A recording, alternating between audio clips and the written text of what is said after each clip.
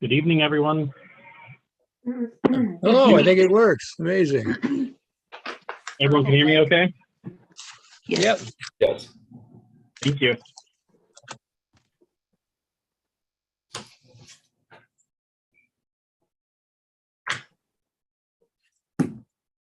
And the election went well.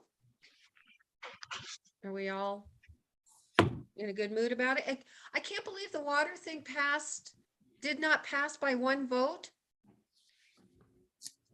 Was anyone Well, listening? it hasn't been certified just yet. Maybe Wonder can Right. speak on this a little bit, but it'll be a few days. There's Okay, a slight chance of some change in the tally just because and Wonder, correct me if I'm wrong, but you can drop off in Colorado, you can drop off ballots in pretty much any drop off point, and they could then be they have to be mailed by that other entity, county, municipality, back to the one that they actually belong at.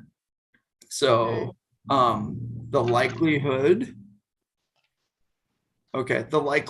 of it changing significantly is probably pretty low, but there might be a few out there. I think that one vote, I mean, I don't know if who's for and against it, but that's too bad that it didn't pass.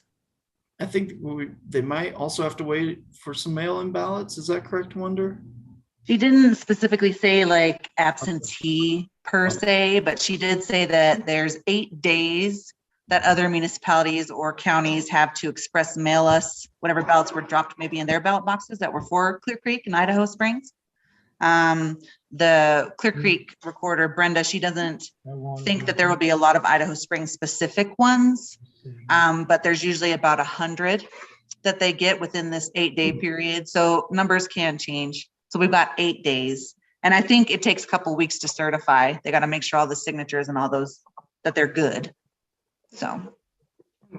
Which on that close of a vote, one vote thing, yeah, that's too bad. Yeah. Mhm. John, could you promote Cheney for us as well, please? Promote, say again.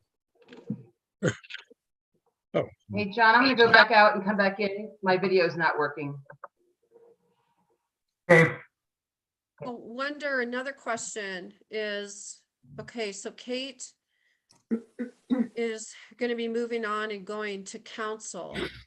So that means we will have a spot. So who was the next alternate that spot then goes to?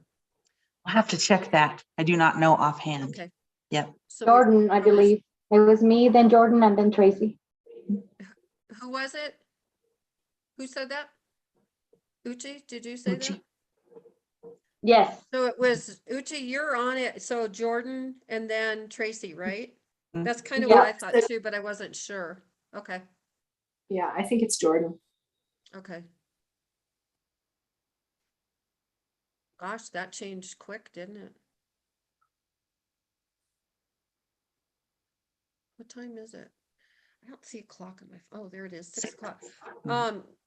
Okay, so since this is a work session, Jared, do you want to, we talked about doing the public comment, which I'm assuming this letter is what we would be talking about. I wonder if, since this letter refers to short-term rental, if we should just flop that around, do public comment, do this and go right into short-term rentals right away. It's up to you. It's a work session, so. Yeah, I would recommend still asking for a public comment. You're correct. This is the individual that was really curious about or having public comment. Unfortunately, I guess the date did not work for her, so she submitted her comments in writing. That was distributed to the Planning Commission. Since we do have Cheney here with us this evening, I guess I would still recommend doing the public comment and then doing the master plan prior to the short-term rentals, but that's That's your fine. prerogative, Chair. Okay, so for the public comment, do we want to just acknowledge the letter and then we can discuss it when we get to short-term rentals and use that in so we can just move forward right now? Okay, Yep, and under normal circumstances, I guess I'd request that you ask for any other public comment, but I don't see anyone besides staff, the commission, and Cheney, so I don't know that that's really required. okay. Okay, so let's just move on to the review of the downtown master plan. All right, thank you very much. This evening, we have a second round of review of the draft downtown master plan. We do have Cheney Bostic here with us from Studio C, who has a short presentation covering some of the input that we've received. So our goal and intent is to bring this back in a final draft, a final format in December for a recommendation and then to City Council. With that, I'd invite Cheney to begin her presentation. Thanks, Jared. And hello again, everyone. I just have a few slides prepared for tonight, just to, as Jared mentioned, go over, where we've been in terms of getting feedback, and hopefully if you've had more time to review the draft plan, we can discuss any ideas and concerns you have. I'm going to share my screen and start. Okay, can you all see the presentation? Just to make sure. Okay. Yeah. So this is our second work session with Planning Commission. Oh, these are supposed to be hidden. No, you're in presentation mode in your share. Okay.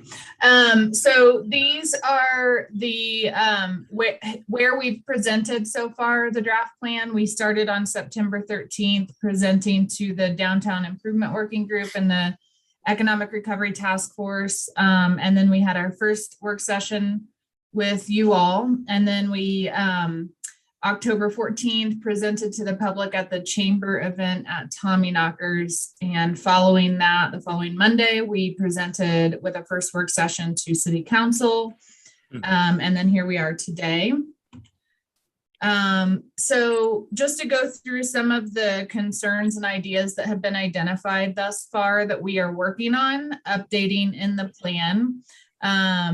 Number one is to elevate the circulator trolley concept as a catalyst. If you'll remember, in each of the primary chapters, we have 3 catalyst projects and then other projects. And what we heard from you all and the community is that circulator and trolley is really important and should be elevated in the plan and might be low-hanging fruit to implement. So we're going to work on bringing that up in the mobility chapter as a catalyst project. When we presented at the chamber, we have looked at Minor Street as a one-way, and ultimately our transportation consultant advised against making Minor Street a one-way when there is traffic allowed in that future final design. But we're going to reassess it just because there were some ideas. Again, this was from the chamber meeting from the public saying that, the majority of traffic travels that way, right? They take the exit and then they turn right on Minor. So the majority of people are heading east on Minor Street. So does it make sense to make that a one-way? And then we would have even more space for outdoor dining. So we're going to look at the travel patterns and just see if that's true, if it is, the majority of travel direction, and if so, to what degree. And so HDR is looking at that. And then just ensuring that and making it clear in the plan that any future design of Minor Street, even if it is this, when there is traffic allowed on the street, when it's not a pedestrian mall, making sure that it does include some zones for loading and parking and drop off. There were concerns about elderly people and people with limited mobility, being able to drop them off to walk into a restaurant, as well as loading concerns that we've heard throughout that, the alleys are really tight, and for people for loading and unloading and making those turns from the alley, it's really dangerous. So we want to continue to look at the feasibility of using Minor Street for that purpose. Including space for vendors in the alleys. This was an interesting public comment about, whatever happens, future design of Railroad Alley, which is now Idaho Mall, and Center Alley, making space for vendors that could prioritize locals and youth in the community to promote entrepreneurship, maybe as a more affordable brick and mortar solution for them to start businesses and to activate the space. So, and then this was another interesting idea that someone had submitted, talking about having camping locations, maybe not in downtown, but certainly near downtown. This gentleman talked about traveling to Iceland, and I've traveled in Germany. I stayed at a campsite where I could walk to downtown. So it is an interesting idea in these locations that are very scenic, but it might be really expensive to stay at, providing a more affordable option like some spots dedicated to RVs or campers that they could stay overnight, or a small campsite with amenities where people could walk into town. So that was just an interesting idea that was thrown out.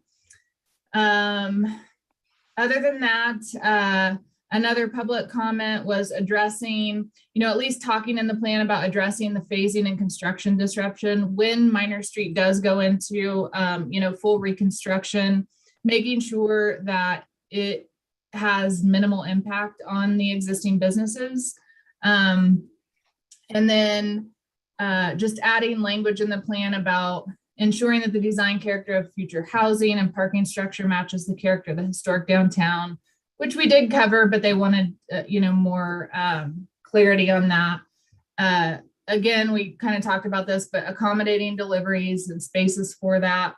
Oversized vehicle parking, someone talked about, this may have even been in the last planning commission meeting, about how people will, circulate and look for these oversized parking places that don't exist. So really having signage and dedicated spaces so that they're not clogging up the circulation patterns in downtown. Making sure we, talk about, especially in Citizens Park, saving existing healthy trees. And then activating the parking structure with things other than parking, just leaving that open. There have been lots of ideas thrown around, so we could throw out some ideas, but just talking about that, it shouldn't just be for parking, it should also serve other purposes.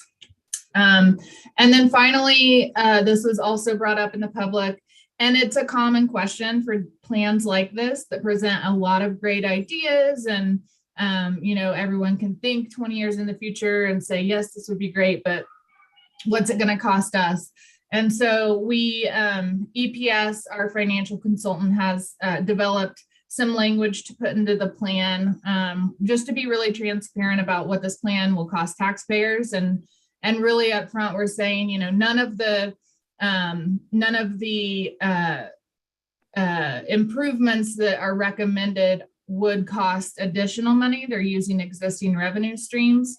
However, the plan does recommend the formation of an entity to manage downtown activities. And depending on the structure of that could, have a mill levy assigned to that, but that would be voted on by the property owners. So we just are trying to be really transparent about all of that, what all of this will cost.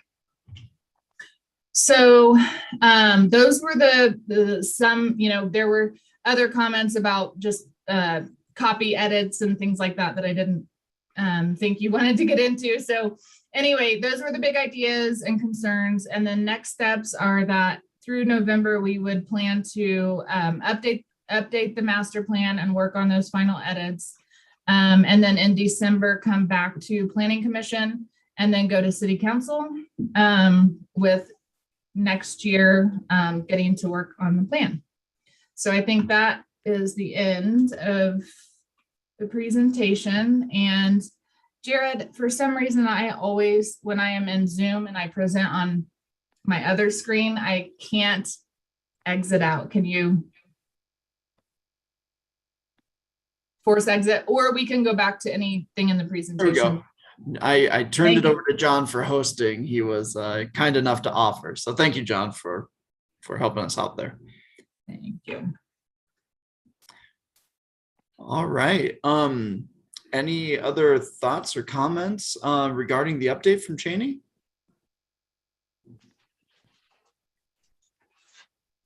I have a general comment.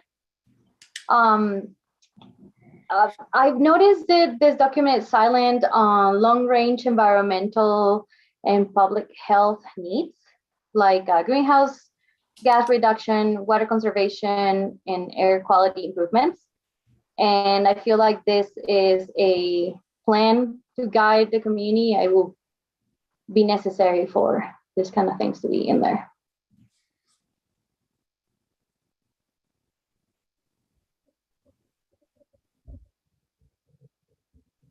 All right. There going to be a comment on that or no?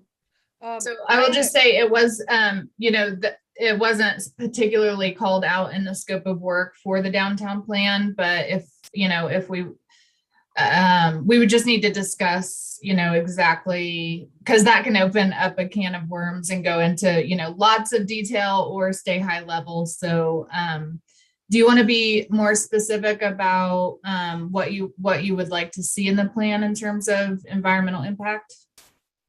I feel like it's something that should be mentioned as something that to consider, like moving on to into the future, like anybody doing anything there or any project should consider those things. I agree with you. You could go in super detail and have 50 more pages or just options that they could go, but I feel like we can just express the need for that to be part of the variables on their equation. Yeah, okay. So a little higher level, maybe we can talk a little bit about how cutting down on circulation will assist in air quality throughout the city. Any stormwater, filtration, et cetera, things of that nature.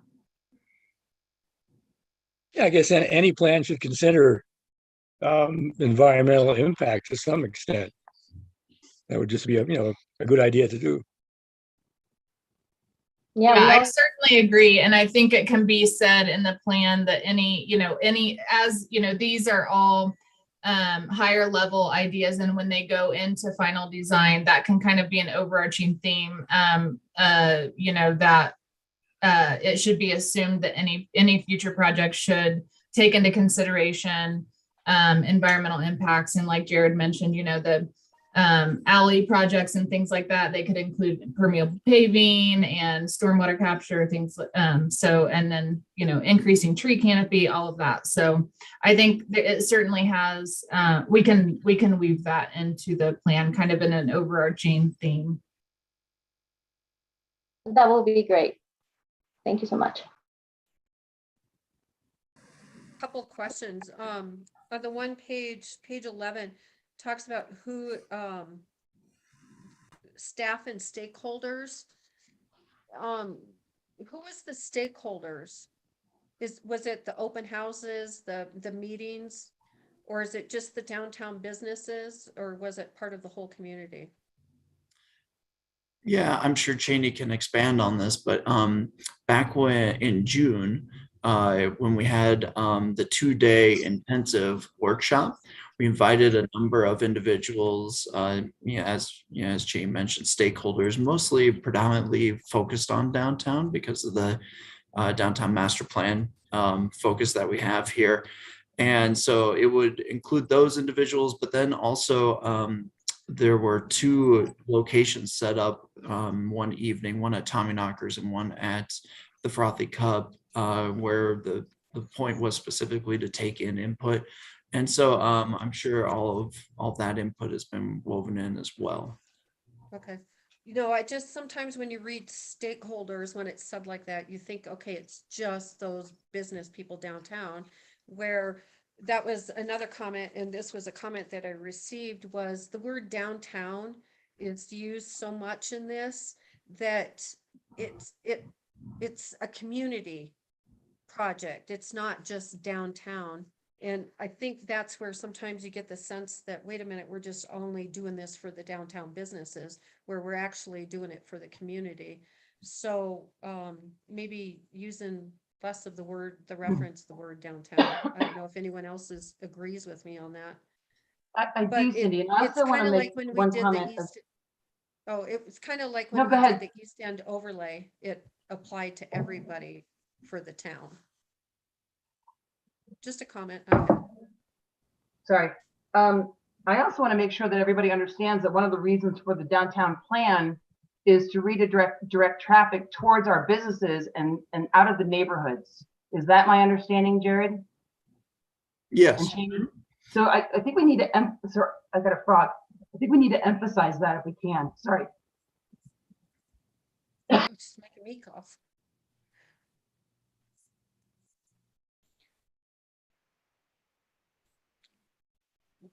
Was that it, Kate? Yeah, I mean, it was really just talking about, I mean, I think most of planning, and at least in my perspective, is that we are trying to keep the neighborhood feel of Idaho Springs alive while still promoting our tourism and our businesses. So having the downtown plan, I agree with Cindy's terminology on that. We might want to look at a wider scape word on what we're trying to kind of focus on. But we want to really let the residents know that our number one concern is always their betterment, their lifestyle, but that is not going to be infringed upon. Sorry, guys. Okay, I think that's all I had. Just there's a lot here. Yep. Oh, so, I think the last meeting there was mentioned of adjusting the street level or the sidewalk level. And then there was brought up that maybe ramps could be used to drop the sidewalk to the street, which is probably a good idea. But if you tried to raise the street to the sidewalk level, you're going to end up with people parking on the sidewalk. So that, you know, we should keep that in mind. The curb is a good divider from for vehicles and the sidewalk. So, and Jane, correct me if I'm wrong or your vision's a little different. What's kind of outlined in some of the plan, you're right. We still want dividers that differentiate, through traffic patterns or parking from the wider sidewalk that's being proposed, and the kind of the point of the wider sidewalk is not just for pedestrian traffic, but also to be able to put some outdoor dining a little closer to the buildings, try to make that a little bit more of a uniform space. And what's being kind of shown in the plan is a little different style of that. You're right that we want the divider. It's shown though in the one image is more of, like larger stones or carts that are stationary. Other things that that still stay at the same grade, but that would be elevated, that would stop vehicles and be very clear as to where that car is supposed to be, rather than and not just kind of a wide open landscape. Okay, that kind of makes sense. Yeah.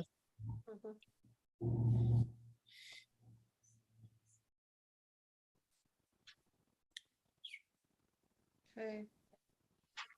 Well, this is a little off topic, but question one, is the Habitat for Humanity project behind the Elks Club a go, or is it dead? No, so that you're correct. That's not envisioned in, taking into account in this. But no, they're still working on items. So there's Okay. More the design phase of not the site so much, but of the internal workings of some of their buildings. And the other thing was, a few of the neighbors, my neighbor has said that the football field project is going to end up with basically a 30-foot high wall Don, we're Okay. kind of getting a little off track here. We have Okay. Cheney here right now where we're All right, working that's on all right. this. We can And go then, back to yeah, that. maybe at the end of our meeting, if you have a couple questions, let's Okay, do that's it fine. at the end because she's here right now. I- So does Okay. anybody have more questions for Cheney now? For Jared? I've got a couple, if that's okay. I've just Yeah, been go. approached by a few of the business owners downtown asking me questions. I said I'd pass them along because I didn't know. By moving forward with this or recommending this when we do in December, we're not, like you said at the beginning, we're not recommending any specific funding plans or anything like that. That would all be coming down the road, right? There's just some suggestions in here, but any new taxes, fees, organizations, anything like that would still be come back through. Correct. This is really a document that shows us the vision. It's really a visioning document. It's not, and so after the document is adopted by the council, then it's really up to staff and the planning commission, council, you know, all the stakeholders to implement the plan. And so it's up to really us to work on that implementation portion so that, you know, that this vision comes true. And that's where the details of any new, you know, funding sources, et cetera, will be talked about. So this is really, you know, your visioning document that is supposed to kind of be your aspiration for where you want to end up. Gotcha. I realized that after the last meeting because I had very specific comments on the last one. I realized, wait, this is just like a general vision. This isn't like specifics. So I apologize for some of my comments last time, and that's what I've been telling other people when they've asked me in town. So I was on the right path. That was all. Thank you. Yeah, and I always you know, recommend, especially in smaller communities like this with limited staff capabilities, is, you know, to establish a working group, which I think that, you know, you're already there with the downtown improvements group and the economic recovery task force. You have a lot of involved and dedicated individuals ready and willing to, you know, dedicate their time to the betterment of downtown. So I would build upon that.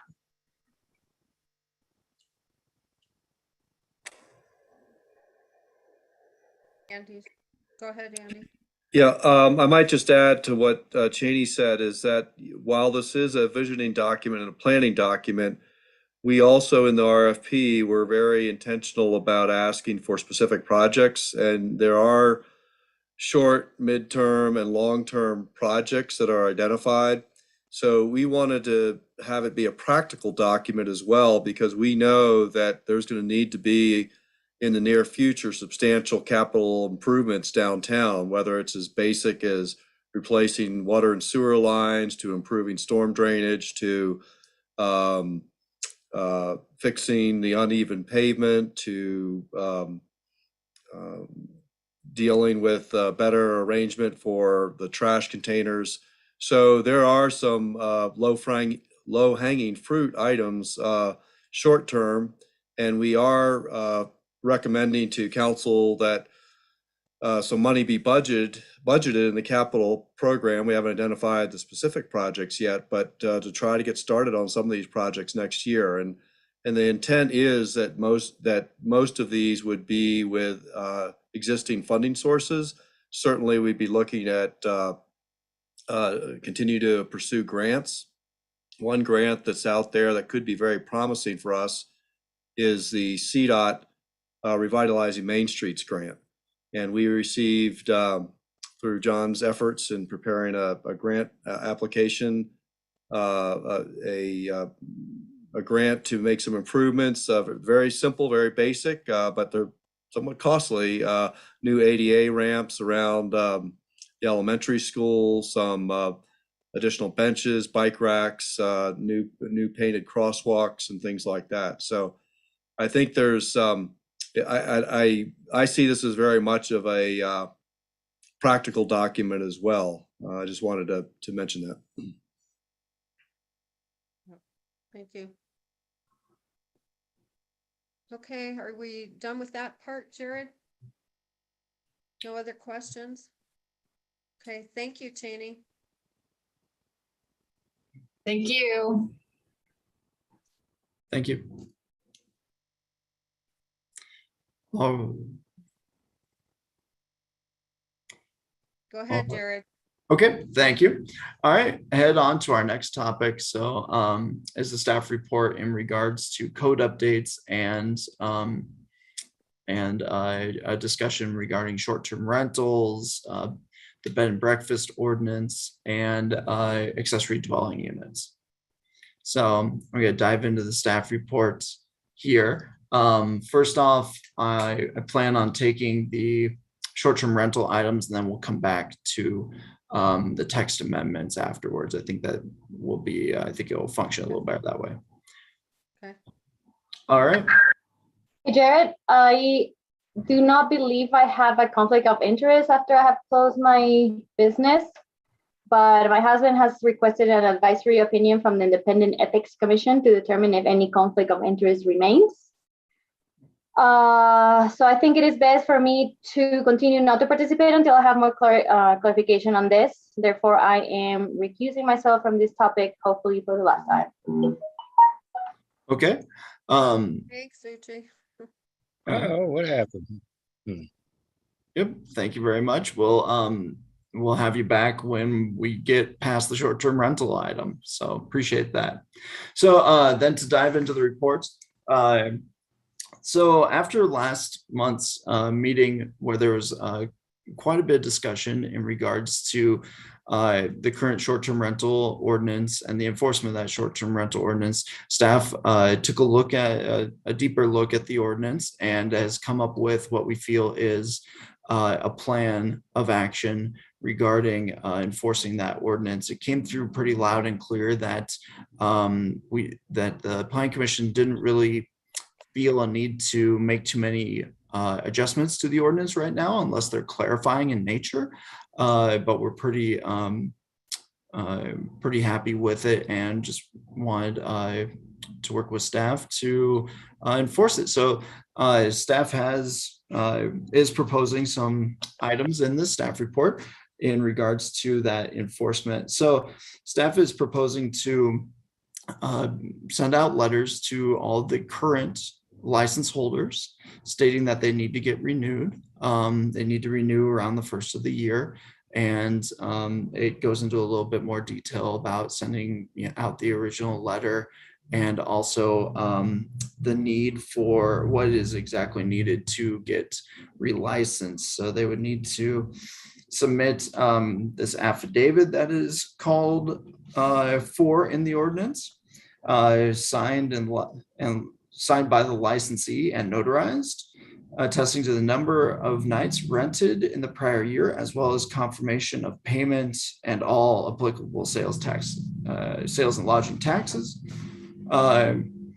Confirmation that the license number is prominently displayed on all hosting sites, and then sending out notices to surrounding property owners. And that is in the ordinance called for on a renewal basis, not just a first time basis. And that's something I'm sorry, Jerry, can I interrupt really quick? So one of the problems, at least in certain parts of town, is that I think it's a 200-foot notification. Is that correct? So I think what's that? That is correct. Yes. That's correct. So that's very valid in a place where the houses are very close together, but in certain neighborhoods, the houses are farther apart. And so 200 feet, I'll use Montaigne Park because I don't live there as an example. 200 feet is not going to get you anywhere. Like you could literally be, nothing in between, and then there's a house that's an Airbnb. I think that we really need to talk about something more like every 4 houses on either side, below and behind of, because it needs to be a circumference. That circumference of that house in the middle, all those people are going to be affected by it. And I'm not pointing out Montaigne because Cindy lives there. I'm just saying that the houses are much farther apart on Montaigne. In my case, there's an Airbnb and it is really 200 feet away, but it's only 2 houses away. And I had no idea that there was one there. So is there some way that we can just beef up that terminology? And then the other thing is the outside signage. I don't want it to really just be on the door. I think we need to have it more prominent so people know that that is an Airbnb. And I know there's probably you know, I'm worried about the houses sitting empty for a couple of days and then somebody coming in and breaking in. I understand that that's going to be a concern, but to me, when you have somebody living on site, that's not a concern. Because if your house is an Airbnb and you are following the code and living in that residence, then it being known as an Airbnb shouldn't be a concern. So those are two things I definitely think we need to tackle in this new description. Yeah, so to answer to address the first item, this would be 200 feet from the property line. So it wouldn't be from the structure, because it's much more challenging for us to draw a buffer around the structure. It's much easier for us to utilize clear maps and select the parcel, which is what we do I for get it. Planning Commission. Oh, yeah. I get it, but we are definitely we're not reaching the neighbors that are going to be impacted, is what I'm saying. Okay, I just want to make sure that was clarified.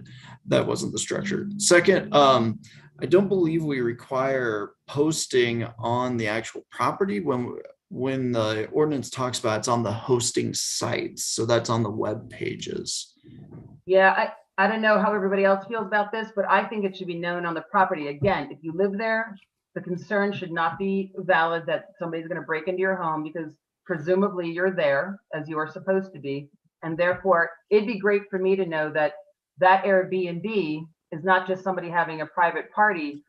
They're actually infringing upon the neighborhood. And I know that it's an Airbnb. I truly think people around town know which ones are Airbnbs, but not everybody does. And some people are great about being B&B, guests, but some people are not. And I think it needs to be known. I think actually Salida does ask them to notify, to have a placard or something outside the home. I see a problem with the placard is, okay, one of the things, and this is something that we need to talk through and get through the enforcement of this is supposed to be a person's primary residence. We have Airbnbs out there and have been told that they have the license, which I don't know how they got the license if it's not their primary residence. So if it's their primary residence, like Kate was saying, somebody should be there and available. So I don't know necessarily if you need to advertise that, if it's anybody's business. But that's where we're having a problem is we've got people out there that aren't occupying these homes and they're Airbnb-ing them. And you can go on the websites, you can see them. They've got no parking. They're doing street parking, but yet I've been told by a couple of them, I have a license. I got it through the city. I got it.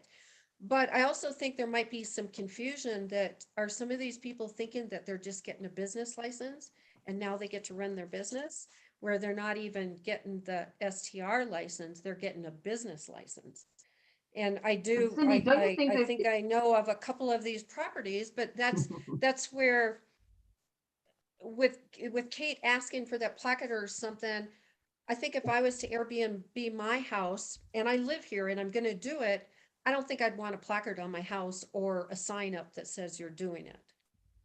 I'm actually asking for it mostly because I want to, so if we know that there's 15 allowed in town and that each one is numbered, and you know that actively next door to you is a house being used as an Airbnb where the owner is not there, there's no placard, there's no number. We know that we can actually call, and without being, I do not want to be, militarize our neighborhood and make them call in and be, whistleblowers, but that person can say, look, legitimately, this is an Airbnb and that person does not live there and they do not have a license, nor do they have the requisite licenses and business license and the STR license. It's where now we're going to go to the enforcement where, because of the timing of this January 1st, which I think this is great that we're doing this now November, December, because everybody's got to renew their licenses, and we all can go on Airbnb and VRBO and you can see them, they're right there, and you guys will be able to compare who's got the license, who doesn't, and then the others will get what you're saying is that cease and desist, right? Correct. Yeah. I see John has his hand up.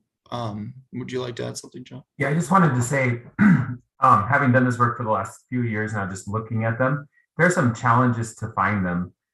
They don't always advertise all the time, which makes it challenging to know for sure if they're operating.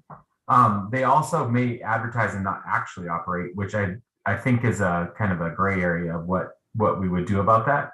The other thing that I would say is that it's difficult to say for certain that an Airbnb is operating, even just based on the traffic. We've looked at that a little bit, and it's hard to show it in a way that is actionable just based on people coming in and out. And I'm not saying that that's a bad idea. I'm just saying that we've run into some difficulties, even when we suspect that there is an Airbnb operating. Like, there's a million websites. There's like couch surfing websites.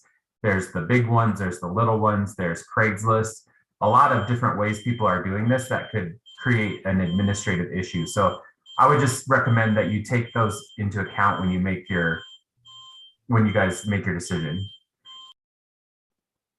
I think what we're trying to tackle right now is the ones that are doing it illegally, that don't have the licenses, or the ones that have a license that shouldn't have got a license because they're not occupying their resident.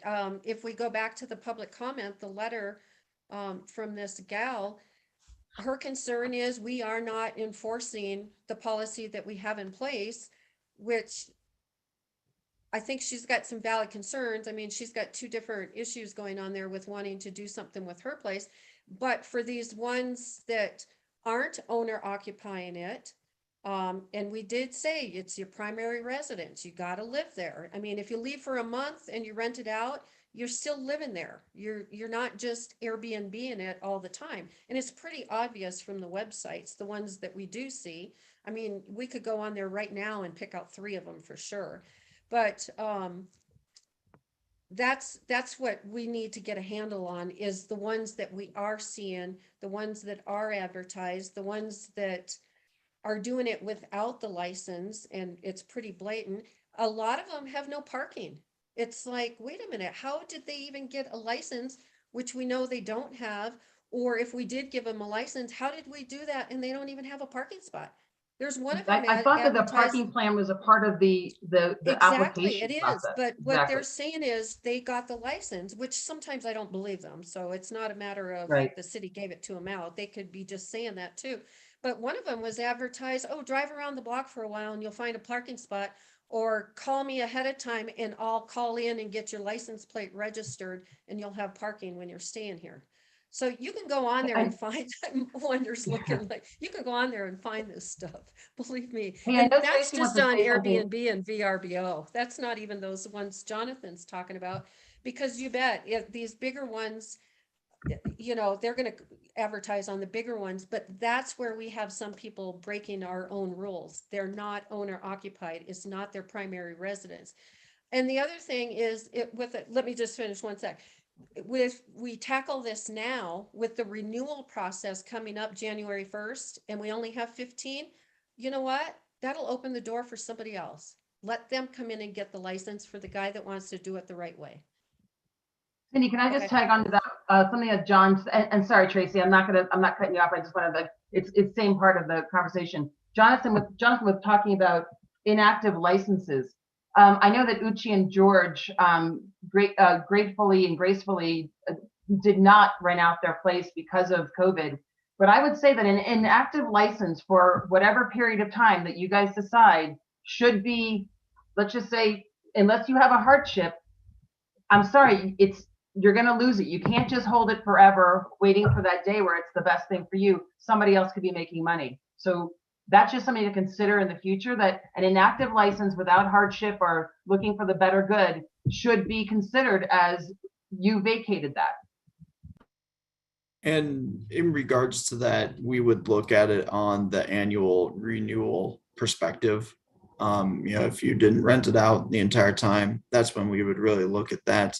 It will be tough for us to, I'm more than happy to work on cease and desist for those who are violating. I'm more than happy to work on cleaning up the list that we have and the licenses that we have. I will admit, though, that trying to follow up as to how often throughout the year, the ones that we do grant license to may be challenging. And that's what I think the renewal process is really there for. I think with moving forward right now with December and January or November, December, we're probably going to learn more after the first of the year that we might want to take a step farther to make it that much stricter. Kate had a very valid point earlier. We're not doing this because we don't want businesses in town and stuff like that. We don't want to take somebody's business away or their livelihood in making an income. But we're doing this because we want to protect our neighborhoods in our community. We want people to want to live here, reside here, not come here just to be making bank off of us. So I think Right. that needs to be, It sounds like there's an and it's going to opportunity. piss some people off. Well, I bought that house because I was going to Airbnb it. Not our problem. We're here to protect Nope. the people that live here in our Absolutely. neighborhoods here, not worrying about somebody buying a house because they want to rent it out and have a business going. Okay, It I said sounds my like piece. there's a Tracy, business go ahead. opportunity, whether it's already out there or not, John and Jared, that a company that is actually overseeing, I'm sure we're not the only small town, especially a kind of a bedroom community to Denver, that is having these issues where we don't have the maintenance or the manpower to check every one of those sites.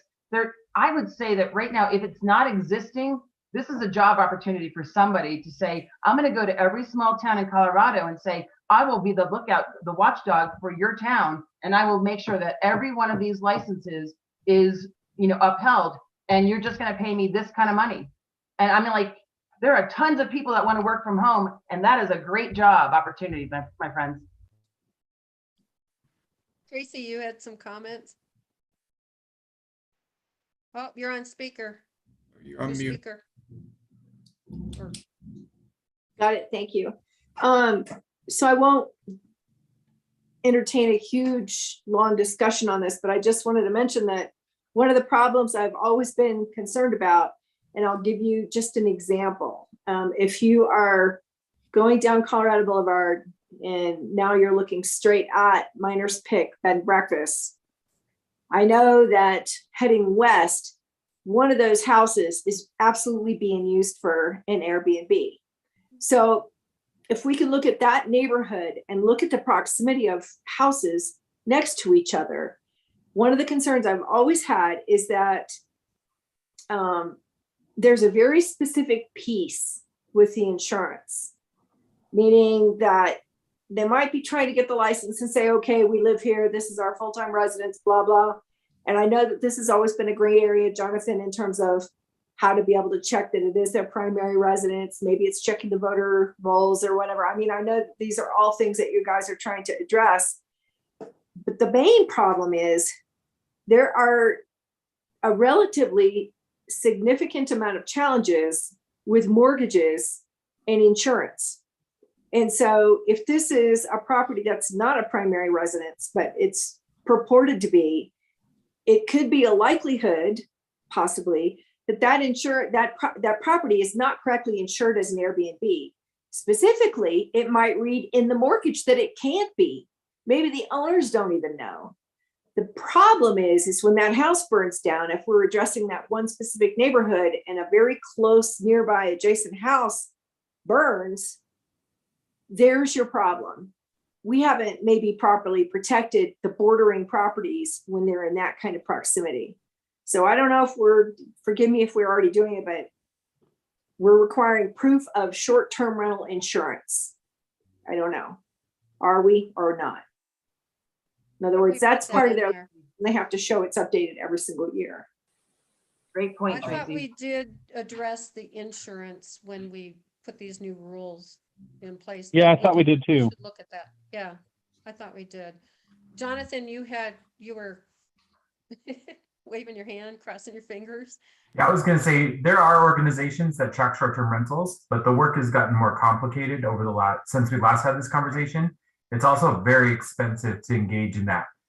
There's a website that I utilize a lot when we're looking for them that shows everything renting on every aggregate website, which is very helpful. I think the problem is not necessarily identifying who's advertising. It's not even operating. It's just that the administrative task of approving the operation. One of the challenges that we've had is like, what do you do if somebody gets a Colorado driver's license when they come apply, which is one of the things required, and then maybe they don't have it later. And that's one of those things you can find out and then cease and desist, of course, like those are options. But there's, you guys have kind of gone around there's a couple of loopholes that are available that get people through these kind of impediments that we had set. And so I think what I was trying to say originally is the challenge is they're not over something we can't overcome. It's just something that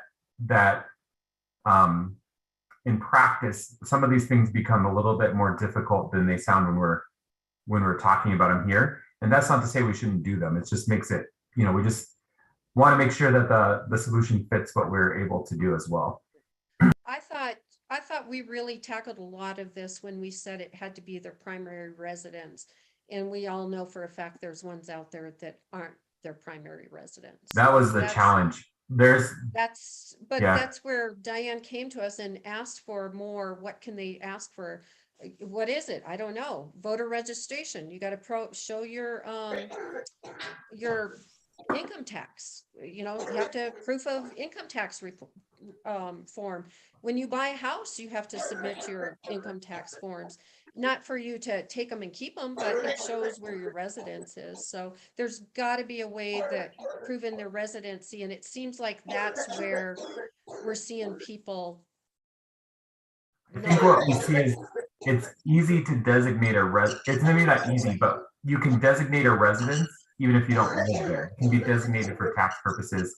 So like for some reasons, it may not matter if you live in a different place, if that's your designated residence, especially in like Colorado. So like if you're a Colorado resident living in Inglewood. And so that's where we ran into some challenges is determining for sure residency, even with what we've got. And that doesn't mean it's not something we can fix. So I agree with it won't be perfect. I think we can make some strides, but it certainly won't always be a perfect solution. Okay, we kind of cut you off, Jared. So I think we got through that part. Did you have any more questions on that, or should we go to the bed and breakfast part? I think I have some pretty good direction in regards to the STRs. So if individuals on the commission do have any more comments, input, you can always reach out to me. Happy to talk with a member of the commission. Not a problem. Or resident for that matter. Bed and breakfast. I bring this up to, I want to make it very clear. Coughing so bad. Speaker. I bring this up not to with the understanding that our current bed and breakfast is how I see them is grandfathered in. This is not to pick on them. I bring up bed and breakfast because I have heard the argument here recently of, well, what constitutes a bed and breakfast? Can I just do basically post my property on Airbnb and have some form of granola bars or something? Do I have to serve breakfast, etc.? And so as a part of this, I just kind of want to have a short conversation about it and predominantly let you know that staff would like to work on tightening up and providing a little bit more restrictions on the definition for bed and breakfast. It's not a terrible definition now, but it can certainly, when someone who doesn't deal in codes all the time reads it, it could be thought that it's a little more lenient than it really is.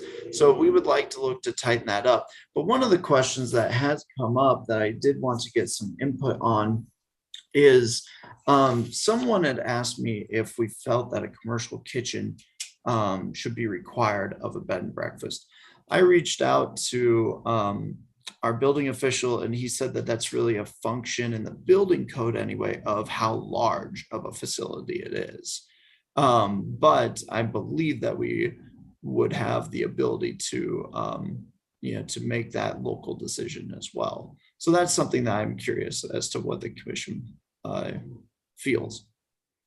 Could it be based on the size? Because a bed and breakfast could be 10 rooms, or it could be 4 rooms, right? So if you're doing a bed and breakfast that is, well, say 15 rooms even, so maybe you do need to have more of a commercial style kitchen, because there'd be more restrictions in case there was a fire or something like that. But if you're taking the bed and breakfast and it's a smaller establishment, I think that would be asking too much to require a commercial kitchen. And I don't know how other towns do it. I think it's something to look at. And I very much think we need to get this in there and have some definition and something for you guys to work with, because you bet I could see some of these STRs saying, well, I'm going to change my name to a bed and breakfast instead. And then, yeah, we're Well, not gaining anything. Would we solve the problem just by saying that B&Bs still have to have an on-site manager or an on-site proprietor? I mean, everyone that I've ever stayed at, which is numerable, I've definitely used these as more than an Airbnb. B&Bs are more my style, that there's always an on-site resident, and they are the ones that are catering for me. And yes, I do expect a full breakfast. I don't think a commercial kitchen is needed, because most of these places have been like 5 bedrooms or less. But I mean, a commercial kitchen is a very big investment for anything more. I mean, less than, I can't even imagine, like 20 rooms. It's just too much. But you can do a good job with 10 people in your kitchen usually. So I would say that on-site proprietor, yes, it does require some sort of food served. And yes, I would say that normally, especially the one that I know of in town, does serve a nice breakfast and it is warm. So I think if we keep that to, so it's not just granola bars and dry toast, you know, but I think if we still stick with the on-site, we kind of win. And that is in the definition currently, the on-site, but I think it could be strengthened. I think it could be, we could make that a little more clear. So I would say move forward with it. Okay, it looks like Wonder has a comment. Yeah. So, you know, kind of take it a step down from a commercial kitchen. So most of the time the state requires going in and seeing how people are going to prepare food, not necessarily commercial kitchen, but we could add that as a requirement that the state has to sign off that they're able to prepare food safely, like prep it, store it, all that stuff. And I don't know if they're willing to do it. I have a contact at the state and I can reach out and see if that's something that they currently do or he would be willing to do. But that's just kind of a step below commercial kitchen, but just adds a whole other, you know, inspection process and, you know, something that they have to stand to, you know, quality. I wonder, that's a great idea. That's a great idea. And I think anybody who's reputable would want to make sure that their kitchen is safe. And in fact, I would say that, to the best of my knowledge, the ones that I do know of right here in town are probably already doing that. So to not throw them under the bus. And I don't want anybody to think that we're suggesting that they are not doing that, is what I'm saying. Right. Okay, so you have direction on that, right, Jared? Okay. I do. Thank you. And then lastly, accessory dwelling units. In regards to the accessory dwelling unit, currently we allow them in the R1 and RE districts. So what staff is proposing is to look into the potential for allowing them in the R2 and R3. So these are tighter districts, but yet some parts of those districts do have some similarities with an R1. And there are currently provisions that would mandate the minimum size or also the maximum size wouldn't be allowed, is allowed per single. There's some current regulations. 1 ADU is allowed per single family detached dwelling, and that the ADU is not allowed to exceed 50% of the principal building. So there are already some what we feel are good provisions. We're asking the Planning Commission's input on expansion of that into the 2 other zoning districts. Have a problem with it. The question I had was the parking off street. It's hard to envision, and I don't have a good grasp on it, where somebody could be putting in another dwelling and have parking that isn't on street. So I think that itself would restrict it. So I think adding it to R2 and R3, I don't think it's going to hurt us any, because they're not going to be able to meet off-street parking probably is your biggest thing. And then on the separate water meters, you bet. I think that's, I agree with the separate water meters. Yeah. I don't have a problem with ADUs and the other two zoning areas. My question though is ADUs. Question. ADUs Let Kate finish. ADUs are not to be STRs and they're not to be Airbnb. We're just talking about a mother-in-law cabin, if we will. Yeah, it's typically a longer range rental. You know, whether it be related or not, typically it's something that's, you know, 6 months. Can I give you Jared, can I give you a specific and then you tell me if this is what you're looking at? So a 2-1 bathroom house that has an ADU as an additional bedroom would not be a long-term rental unless I wanted to share my bathroom. Well, but it is not attached to the home. I'm sorry, it's not attached to the home? So it is my home. We call it the cottage. It's an extra bedroom. It doesn't have a bathroom, doesn't have water. It has heat, but it doesn't. So, and we don't rent it out. It's just for guests. Is that an ADU? No, that's not an ADU. There are provisions in the ADU ordinance that would require it to have its own kitchen, its own restroom facilities, etc. So no, that is technically not in the definition. That's going to be, that's interesting because now it sounds like an STR.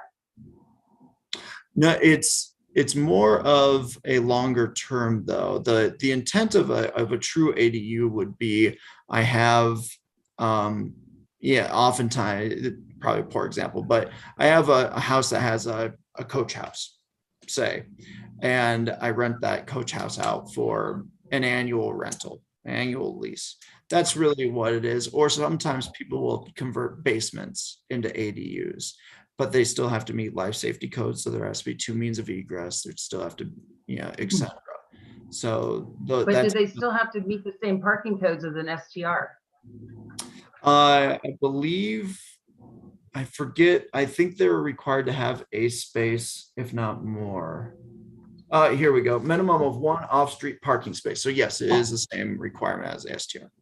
Then I'm fine with And it.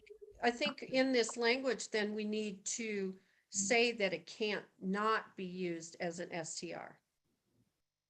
I think we would want that verbiage in there. So you don't get that person thinking, oh, I'm going to build this. I can put a bath, I can do all this, and then I'm going to make it a short-term rental. So we have to put that verbiage in that accessory dwelling unit definition. Agreed. 100%. Okay. All right. I like that. Everybody agree on that one? Let Jared move forward with that one. I have one question for you, Jared. This is Chuck. Sure. Are we still there? I am. You're breaking up just a little bit. Okay. You say staff, your picture's fading in and out. Okay. You say that staff recommends requiring separate meeting of water services. As a separate unit, is it not already required to have your separate water tap? That's a good question. You lose me? Wonder may be better able to answer that. So how the code is, it depends on the foundation. If it's on the same foundation, it can share the same tap. However, if it's not, then it has to have its own water/sewer tap. So if it's on the same foundation, it's kind of up to the property owner if they want to meter things separately. But if it's on a separate foundation, they are required to have a separate, entirely separate individual tap. Yeah, in thinking about this a little bit. Right, okay. So this lady that sent this letter in, since she wants to do that in the garage, she is required to have a separate water tap and it's probably a separate sewer tap. Under the current We code. still there, Wanda? Yeah. Yeah, I'm Yeah, not and sure. Does on she have her- any idea of what that's gonna cost? I don't know if she's aware that that's a requirement, and I don't know if that garage is on the same foundation, actually. I'm not quite sure. It's not, yeah, so it will be a surprise. I think so. Big Okay. one. Yeah. Can I ask, is it too late to have Uchi step back in for this conversation? We're not talking about Airbnbs anymore. We're talking about ADUs. And so I think that I'd like to hear what Uchi has to say. Is that okay? Yeah. Uchi, can you say- Yeah, we should have had her come back in already. She's back. Thank you. Well, I don't know if I should be here because I think that if it's a local, the one that can build an ADU at their house, why not allowing them to do short-term rental as long as they, can cover all the requirements? That's my thought. What if it's number 16? Number 16. Yeah, what do you mean by that? Well, we're only allowing 15. So if you're number 16, Oh. Yeah, they might not be able to get a license is what he's saying, because we only allow up to 15 licenses, so. Well, Yeah. maybe with this turnover in January, there might be 5 licenses up for grabs. I mean, Yeah, I agree. I mean, if they're 15 is what it can happen and that's it. And if not, long-term rentals, a lot of locals are looking for places to stay, so. But it I think has, it could go either way. I think this is where the conflict's going to be. STRs are short-term rentals. ADUs are only to be used for long-term rentals. They both have to meet the same standards, correct? I believe ADUs might have a few more stricter requirements, but they're very Because they're long-term, the kitchen, the bathrooms. exactly. So, I think the off-street parking is mandatory. I don't think anybody's going to disagree. I think we've all agreed on that.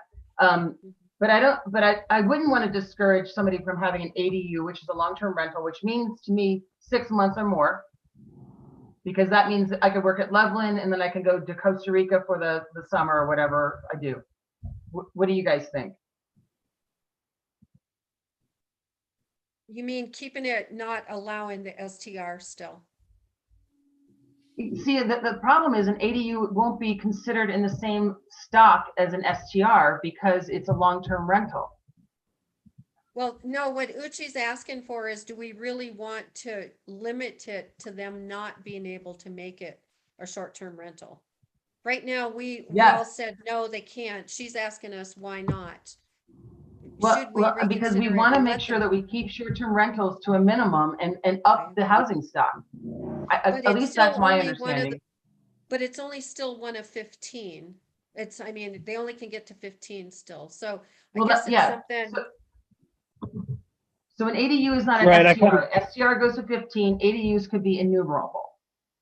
As long as it's on-site resident renting out a separate, small, tiny house.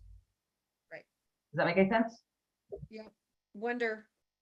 It would also kind of get rid of that requirement of it being a primary residence, because you can't live in a house and live in a garage that's 50 foot away for it to be an STR. Do you see what I mean? So then that regulation would be. I still think that they Primary live on residence premises of your though. property. It's your property. So I think you Mhm. could.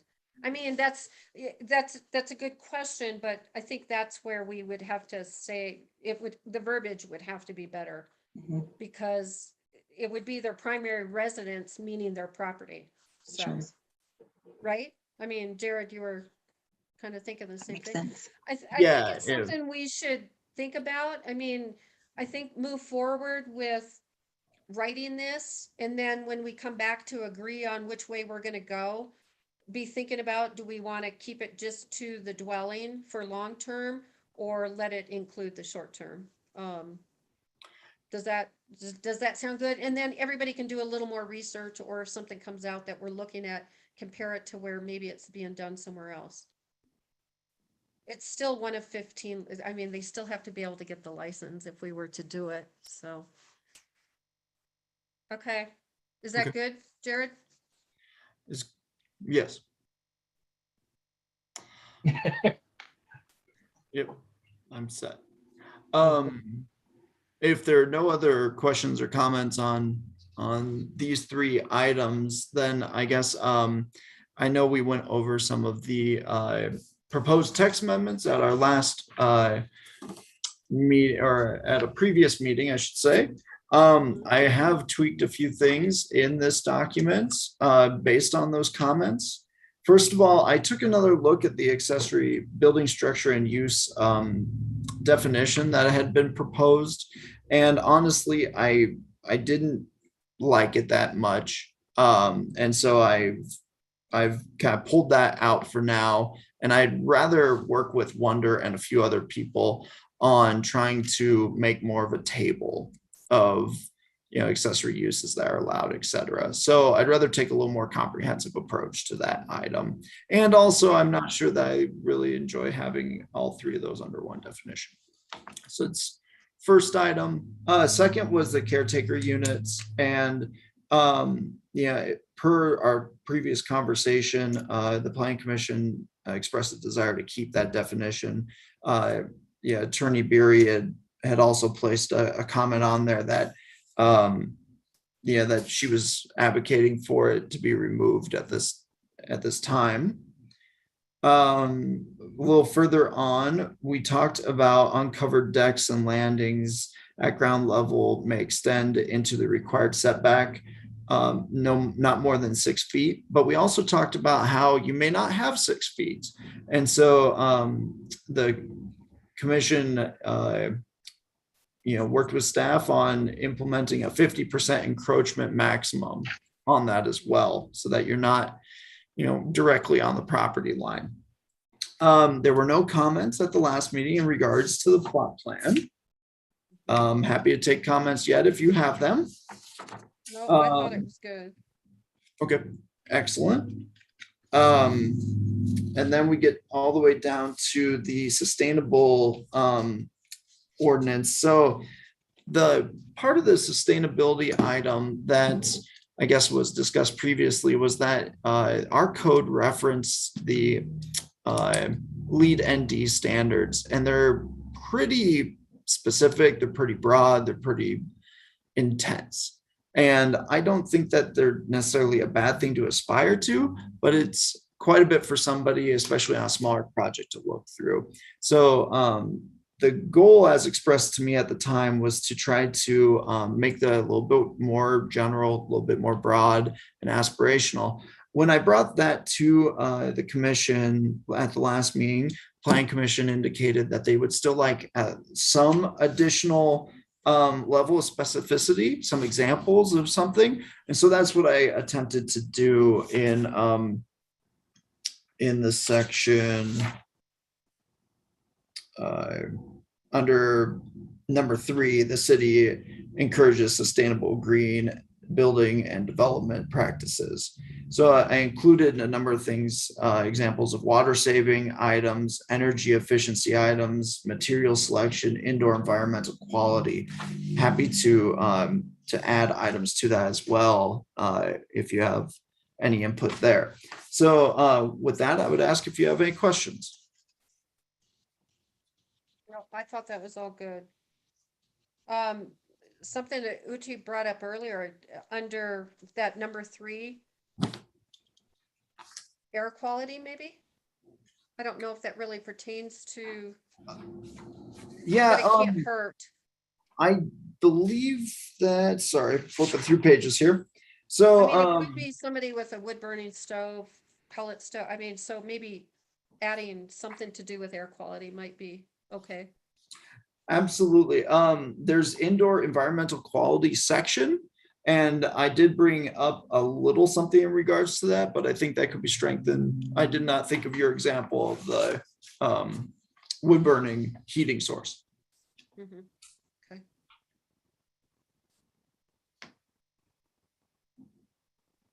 Cool. That's all I have.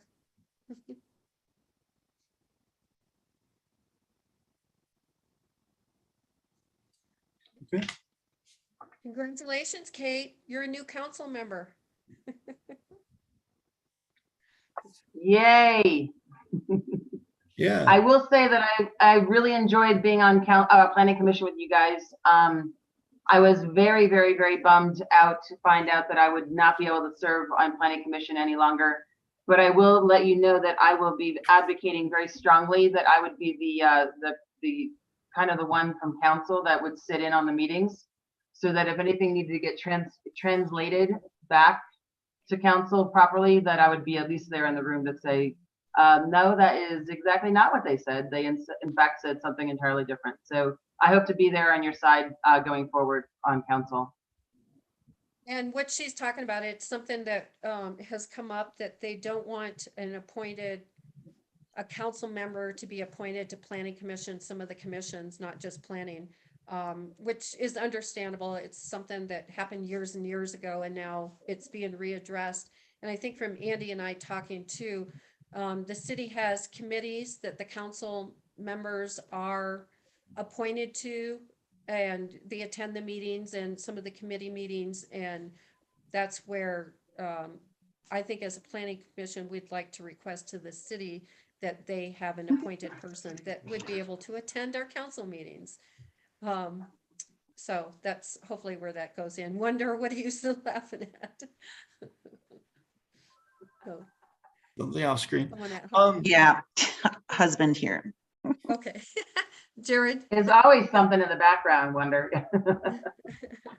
I also wanted to mention that I have prepared the monthly staff report, and I'm happy to take any questions. I know Commissioner Reimer had a few questions, and I wanted to provide that opportunity to answer anything as well. Oh, you're on Don, mute. you're on mute. Don, you're on mute. There you go. Okay, now it works. There you go. Oh, it was just, the football field project. A neighbor told me that if you basically stand on Minor Street and run a tape up to the roof, it's going to be a 30-foot wall across the street. Is that true? So what has been approved is a 2-story facade that fronts on to Minor Street. Yeah. And then the building will have a pitched roof on top of that. So our current ordinance would allow for 35 feet at the middle of the roof line. The petitioner with the 2-story, et cetera, is looking to do shorter than that. I don't have the final renderings as of yet, so I don't know exactly what that height is. Okay, yeah, I guess so. I guess the neighbor was right then. No, he's concerned about the view, basically, of a wall in front of his house, you know. And yeah, that was my only question, I guess. Sure. If you have any questions on other development items, please feel free to reach out to me. Happy to answer them as best as I can. Okay, thank you. Thanks. Okay. Anything else? Uh-oh, Andy. I just wanted to recognize Wonder. She, effective today, has been promoted to Deputy City Clerk. And we had a bit of a restructuring that council approved. And we still have an elected city clerk. And based on the preliminary results of the election, that'll be Diane Bree. So Diane will continue as the elected city clerk. But most of the day-to-day duties will be handled by Wonder. There are a few statutorily required duties of the elected city clerk that Diane will handle, but you will be seeing a lot more of Wonder at these meetings and council meetings, and she will be, she already is a familiar face at City Hall, but will be assuming new duties and new roles. And we are in the process of filling her position, administrative clerk, utility billing clerk. Hope to have that filled in just a few weeks. Wonder, thank you for your service, Wonder. and great choice. Thank you. Thanks, Andy. I agree. appreciate all that. Thank you. Go ahead, Jared. All right, sorry, thank you.